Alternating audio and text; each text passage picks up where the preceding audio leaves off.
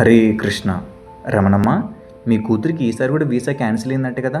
ఓ నాగయ్య, మీ అబ్బాయికి ఈసారి కూడా మెడికల్ సీట్ రాలేదంట కదా. ఏమయ్య రాములయ్య గారు, ఇంత ఈడొచ్చిన కూతురికి ఇంకా పెళ్లి చేయలేదండి.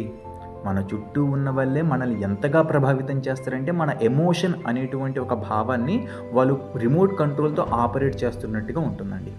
మనం ఏమనుకుంటున్నామో మనకు అవసరం లేదండి. పక్క వాళ్ళు మన గురించి ఏమనుకుంటున్నా కూడా మనకు అవసరం లేదు.